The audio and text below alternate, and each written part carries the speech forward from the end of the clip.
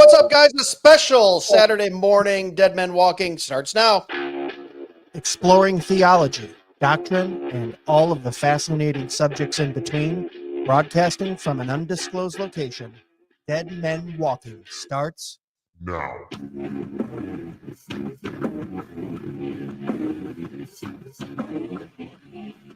Hey, what's going on, guys? Saturday morning. I'm here in Michigan. It's about 11:30. We're doing a quick live stream with Joe Morris from Squirrelly Joe's.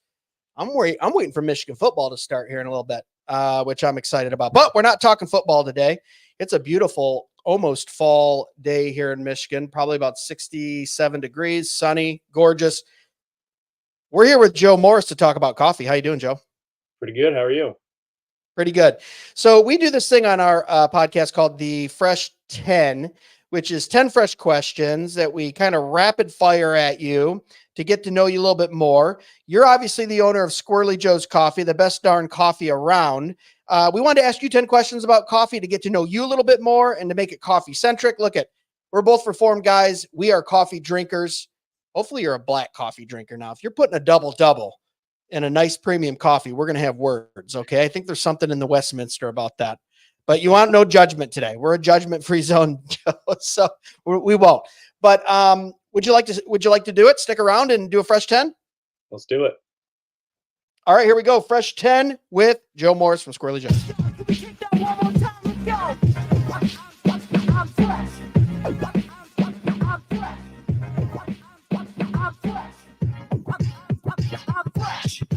Yes, we make everyone sit through that intro, even if you don't like it. You should see it when guys like Doug Wilson and Tom Askell have to sit through it, and they look at me like, "What did I get myself into on this podcast?"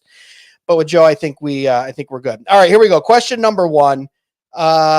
So this is, and we're going to kind of cheat a little bit on this Fresh 10 because it's a special Fresh 10. This is a 2-part.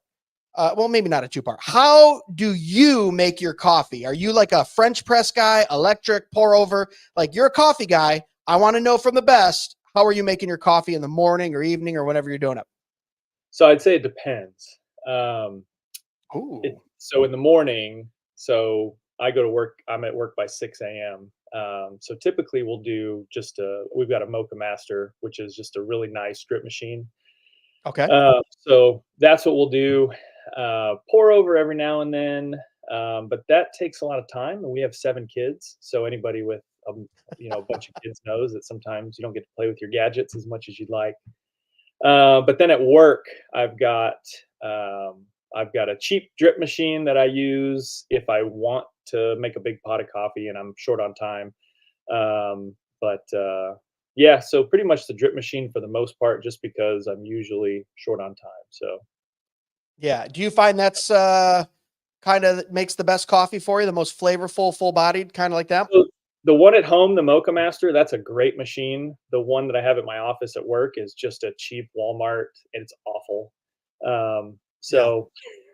Yeah, I wish I could buy a Mocha Master and take it to work, but yeah, I don't want to sound like a coffee snob, but I can definitely tell the difference when I run it through just a regular electric coffee maker versus even a French press when I, boil the water and even let it sit, let it kind of steep for like 3 to 5 minutes.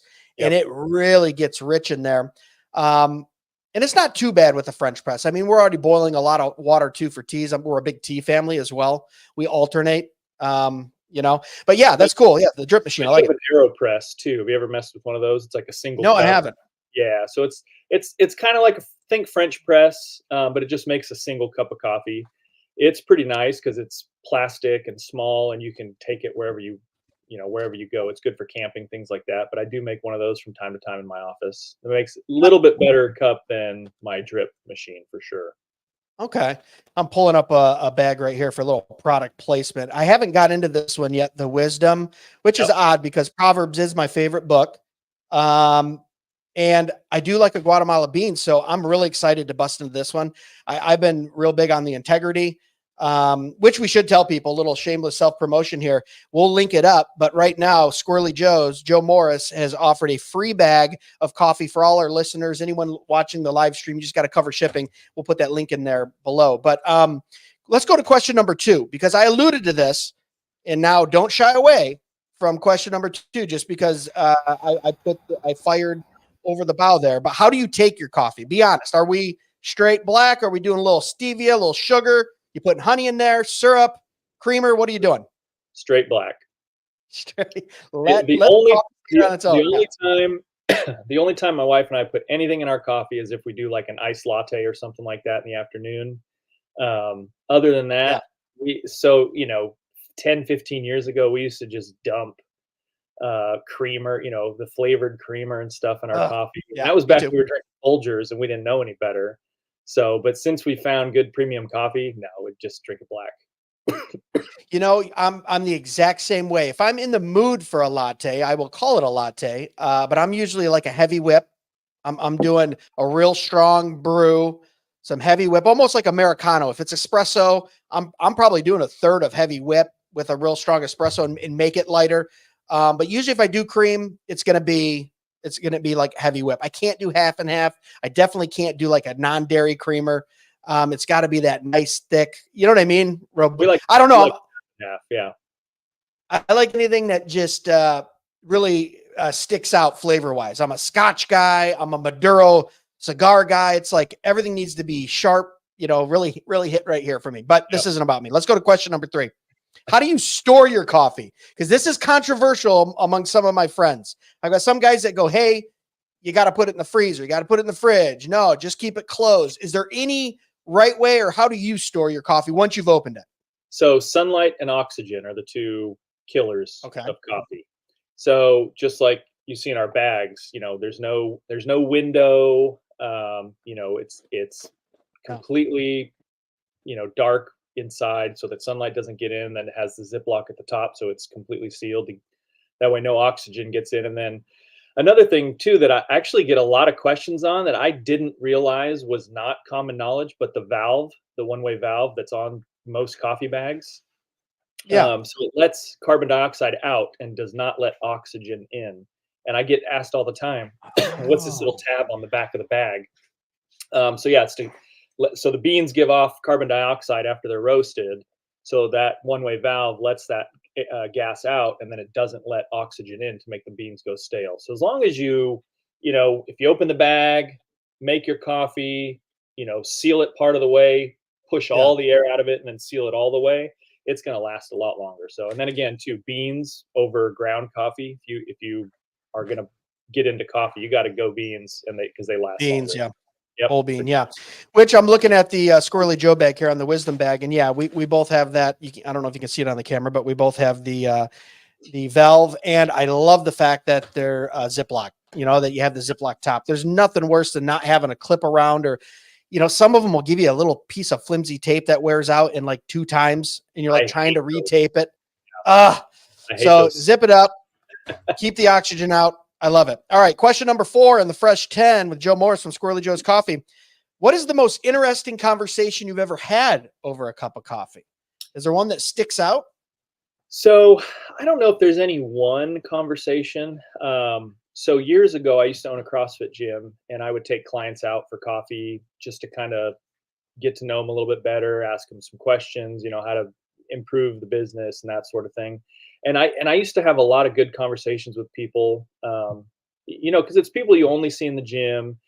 And when you get them outside of that gym setting and they're relaxed and a little bit more comfortable, you really get to know people on a deeper level. So I don't know if there's any one conversation that sticks out, but I used to really enjoy taking my clients out for coffee. So. Okay. I like it. Question number 5. When is your favorite time of the day for a cup of coffee? I know some nighttime coffee drinkers. They're crazy folks. No, I can't do it. I'll be up all night. So I think my coffee cutoff is like 2 p.m. That's about 2. And then a lot of times I'll have that latte, that iced latte in the afternoon. But that first cup of coffee in the morning, that's the best. I mean, For sure. sit down at the desk. It's nice and hot. Take that first sip, and everything's going to be okay after you have that first sip. Yeah. What I've been doing with the Compassion is I'll make like a 64-ounce batch of coffee. I'll probably French press 2 French presses, put it in a nice glass pitcher. I don't know. What is it called? A craft, I think. Throw it in the fridge for a day. And then, man, in the summer, I got instant cold coffee. And that's when cold coffee too, I'll sometimes do a little heavy whip with it too, just to get like a, cold latte going. But the problem with that, with a cold coffee in the summer, I'll find myself starting a little fire in the yard, go grab a coffee at 7 o'clock. And then at 2 a.m. I'm going, why did I do that? Yeah. Why did I start my coffee drinking at 8 p.m. at night? All right. Question number 6. What person would you most like to meet in history that was associated with coffee? So this is kind of particular to you. Most of the time we ask people, who would you most like to meet in history? I'm saying if they had some association with coffee and you're in the coffee industry, is there a name out there where you go, I'd just like to meet them and, talk to them because of our connection in coffee? So I don't know the person's name, but so the story goes, for the discovery of coffee was that a goat herder in Ethiopia, they figured out the effect of coffee beans because their goats were eating the coffee cherries and getting all wired on the coffee, and then they discovered it. So I think it'd be interesting to know what Okay. exactly those goats were doing, because I don't know if you've ever been around goats, but they don't need caffeine to act a fool. So I think that'd be pretty interesting to hear some of those stories. But yeah, I don't know if the history of coffee is as well documented as church history. So Right. I'm not thinking of any specific names of people that I've come across. No, I Um, like it. yeah. So No, it's a good answer though. Going back to the origins. Question number 7. In your opinion, what country makes the most delicious coffee bean, or is there a specific country, or are they all good depending on how they're roasted? What are you thinking? coffee's very preference. It's a personal Sure. preference thing. So I like Brazilian coffee. I really like the Yeah. chocolatiness, the nuttiness that comes with Brazilian coffees. Um, I think all regions have their different kind of flair. So like our Costa Rican coffee's got a really nice sweetness to it, um, and then the African coffees are very fruity, very they've got a little bit tea flavors to them. So, but if I had to pick one, I'd say Brazil. That's the one that if we run out of coffee in the house and I run out to the roasting room to grab some coffee real quick, I always go for the Brazilian. You always So, go for that. yep. Yeah, no, I like that. What was crazy is in my mid-20s, up until then, I was a Folgers or maybe a pre-ground Dunkin' Donuts or Right. just kind of whatever the parents grew me up on. Which the 80s and early 90s were wild, man. We were all about price cutting and cheap. It was the decades of like margarine and instant coffee, and it's like, ugh. You look back and you go, how are we putting that stuff in our body?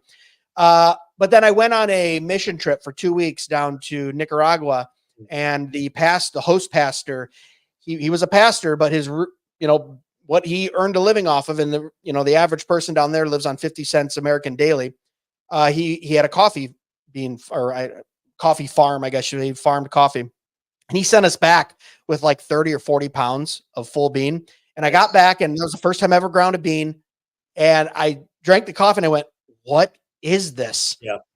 It would like blew my mind. I go, wait a minute. Coffee can taste this good. Yep. And so I've always had an affinity for Nicaragua because he really, you know what I mean? He got me young, you know what I mean? He got me hooked young. So I find myself in the Nicaraguan cigar, the Nicaraguan coffee preference, but Brazil, I'm right there with you.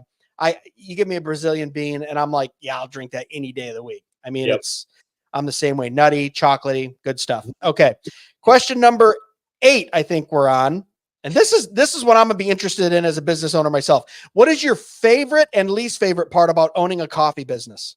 So give me something that you just absolutely love and something you go, I could do without that, or I wish there wasn't so much of that. Sure. So my favorite thing is probably dealing with people. We go to a lot of conferences. I'm on the phone with a lot of different people. And I'm a people person. I could just sit around and talk all day long to anybody about anything.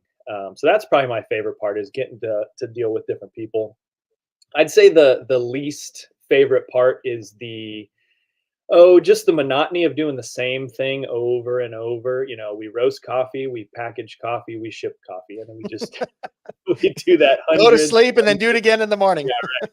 So I kind of scatterbrained. I am probably the typical entrepreneur where it's hard to stay focused on one thing for a long period of time. I like to jump all over the place and do different things. But I do enjoy. So it's funny because I enjoy the uh, the process improvement of how do we make things more efficient, how do we bring costs down, things like that. So that part of the operations I really enjoy. It's just the monotony of roasting, packaging, shipping over I can and see that. over and over. That's all. So that's why I hired my 17-year-old son, so he could do a lot of that stuff for me Yeah. while I'm at work, and then I can focus on other things. So Yeah, and a good experience for him too. yep. And for those of you guys just jumping on, we appreciate the 100 or so on X and the many likes and views we're getting on Facebook right now. We're with Joe Morris, owner of Squirrelly Joe's Coffee. And of course, we're going to link up for you guys. If you're a Dead Men Walking listener, you can get a free bag of coffee. All you got to do is cover shipping, and we'll give you that link at the end. We're just here going through our Fresh 10, and we're on question 9 right now. Where does the name Squirrely Joe come from? I would really like to know this personally. And we've got a couple hundred people out there watching that I'm sure want to know as well, if they don't know. So there's a bit of controversy in my household where this name came from. So what I like to tell people is my name's Joe, and then my wife says I'm a little bit squirrely, so Squirrely Joe's. But so the squirrel on the bag, the town that we live in, Olney, Illinois, it's the home of the white squirrel. That's kind of our town's claim to fame. People actually travel from all over the country just to come here to see the white squirrels. So I think there's only like five or six places in the entire United States that have white squirrels. And Really? apparently ours are a specific type of white squirrel. They're an albino. So people come from all over the place to see the white squirrel. So we really wanted to, stay true to the hometown, mascot kind of thing. And our, the other businesses we owned, we've used the white squirrel before. So we kind of wanted to stick with that. And then, Joe, Cup of Joe, there's lots of different, Sure. it's a versatile name, and it's just kind of silly. So, and there's a lot we can do with squirrely, because squirrely can mean whatever you want it to mean. Sure. So if you see something wild in my marketing, it's because we're a little squirrely. So, Right. yep. So the controversy is it Squirrely Joe you, or because of the squirrel in the place where it's founded? Is that kind of it's a little bit of both? Yeah. So my wife would she thinks that I've got a big head with the name, because it's all about me. It's my business, right? So she's It's a just little trying to, self-deprecating though, squirrely, so she's just trying to keep me from getting too big of a head. So Right. Well, good wives do that. right, that's right. Yeah, I have one of those too. All right, question number 10, moving right along. Last question of the Fresh 10. Why is Squirrely Joe's coffee so good? Now, that is an opinion question, but I've had the coffee. It's very unique in flavor. I think better than most coffees, maybe all coffees that I've tasted. Where do you get that flavor from? Why is it so good? Why is it so different? You know what? Let's just make it a two-parter. How did you stumble upon something like that? I drink a lot of coffee in my life, and never quite the unique taste that I've gotten in the few brands that few lines that I've had from Squirrely Joe. So where'd that come from? So first off, it's fresh. I mean, Yeah. like we've got orders going out today that I just roasted this morning. Awesome. So that's really the biggest thing, is the freshness. But as far as the coffees that we've chosen to go with, so we like good coffee. We like premium coffee. We like trying all different types of coffee. But anybody who's ever encountered anybody in the coffee industry, it's very snobby. It's very I don't I don't want to be too hard on people, but it's a pretty snobby you know cast of characters. So what our goal was to, how do we encourage and educate part of the market on premium coffee that's not, you know, like if you look, we've got our tasting notes on there, but we don't go into a lot of the nerdy coffee stuff that most coffee companies do, and we really did that on purpose. Mhm. We really just want people to understand that there's different types of coffee, different types of flavor profiles. So like our two light roasts, we have one that's got more of a nutty flavor to it. We've got one that's got a little bit of a sweeter flavor to it. So we can kind of guide people into, do you like the nutty or do you like the sweet? Well, if you like the sweet, let's go with the Costa Rican. So we tried to choose coffees that um, it wouldn't overpower people who aren't used to specialty coffee, because there's a lot of coffees out there where if the average coffee drinker had them, they would be kind of overwhelmed with some of the flavors that are going on. And the roasters do that on purpose. And those guys are deep in the weeds on trying to capture those specific flavors that they're going for. But the average drinker doesn't really like that stuff. So we were trying to choose coffees for the average coffee drinker, and and then try with our messaging in a way that hey, coffee is approachable. Yeah. Because I think a lot of people are intimidated by coffee. So we're trying with our marketing, with our packaging. It's all about the average drinker. Like, hey, stop drinking Folgers because it sucks. Yeah. We do think ours is the best, but we would rather people drink specialty coffee versus Folgers. So we're just trying to make ours more approachable and less intimidating than a lot of coffee companies do. So.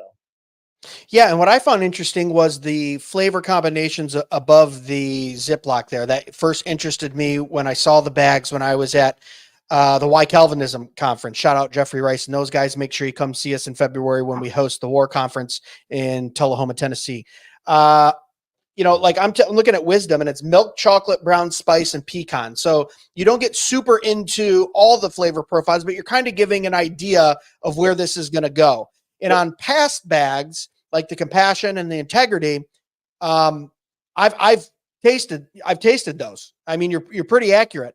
And I'm not saying I'm any kind of expert or anything like that, but as a young kid, I would make these weird comparisons when I would eat food and taste stuff. And I go, oh, it tastes like pencil shavings. That tastes like burnt grass. That, and my parents would go, what do you right? And then you grow up and you go, oh, there's like a whole industry where people describe stuff like that, but that's just how it's hitting me, when I'm drinking a rye. Like I get tree bark, like the tree bark on a walnut tree, when I smell it really close and it's a little moldy, or maybe a peat scotch, right? So there is stuff to where if you really taste something that has rich flavor like that, you can get those hints. You do a very good job of just kind of letting the drinker go, hey, this is the vein in it's in, and then you explore it, and we're kind of giving you the idea where it's at. What stood out to me is, like, I've never seen those three together before in my life. A milk chocolate, a brown spice, and a pecan. You go, how's that going to work? It does somehow, though. Yeah. It worked. So a couple bonus questions here. I know it's only supposed to be a fresh 10, but as you can see, I love coffee and I love talking about it. So it's my show. So we're going to go longer. Where do you get those ideas to combine those? Is it trial and error, or is it, hey, we think this is going to work, and send it to market? So those tasting notes, that's the natural flavor of the coffee. So we don't add anything to it. Not adding. Okay. So that's another question we get quite a bit. So yeah, it's 100% coffee. It's a single origin. So it's one bean from one farm. But those tasting notes at the top, those are the natural flavors of the coffee. So that's why we put those on the bag. A lot of roasters put those on the bag, is because what we want is when people drink the coffee, try and taste those notes, because those are the ones that really stand out in the tasting process. So those are the ones that it's fun to kind of see. Can I taste the brown spice in there? Can I taste the pecans in there? Yeah, so that's just the natural flavor of the coffee. We don't add anything to it. Yep. Wanted to clarify that. Okay, that was 10 questions, but I got one bonus question for you because I forgot to put it on the list, and I just need to know, what historical figure, dead or alive, would you like to sit down with and have a cup of coffee with? Oh man, I kind of should have known this question was coming. Yeah, I'll tell you what. For now, let's keep it outside of any character mentioned in the Bible, because a lot of my guys that are believers go, oh, Paul, Jesus, right? Enoch, Moses. Let's keep it outside. So it can be a Christian or a believer, non-believer, but in history, dead or alive, outside of mention in the Bible, who would you sit down with and go, I'd like to share a 45-minute cup of coffee with them? I'd say probably John Knox. He was a wild. I knew there was a reason we liked each other, Joe. So, and I'm Scots Irish, and that's where my people come from. So yeah, I think it'd be interesting to sit down with him and just soak in that personality. Yeah, next month I have, what's his last name? Doug. He's an expert on John Knox. We're doing a 2-part biography on just breaking down his life, his political stuff, his theology. And it's going to be a good 2-part episode. So watch out for that too. If you're watching on live stream right now, that should be out in a couple weeks. But that was it. That was Fresh 10 with Joe Morris from Squirrely Joe's. Kick that one more time. Let's go. Good product. All right, Joe, you got anything for us before we take off in this special Saturday morning live stream, almost Saturday afternoon here? What do you got for the people watching? Just tell them go check out the link, get that free bag. A man of few words, but very direct. I like it. Joe, thanks for joining us here on the live stream, talking Fresh 10, talking coffee. Appreciate you, brother. And guys, for you listening on both places, whether you're watching on Facebook, YouTube, or X, we're going to put a link there. Go get your free bag of coffee. Check out Squirrely Joe's. Be a return customer. Support this brother in the Lord. We don't want to give our money to pagans. We want to give our money to brothers that are building things for the glory of God. And Joe Morris and Squirrely Joe's Coffee is definitely doing that. So, guys, remember, chief end of man is to glorify God and enjoy him forever. God bless.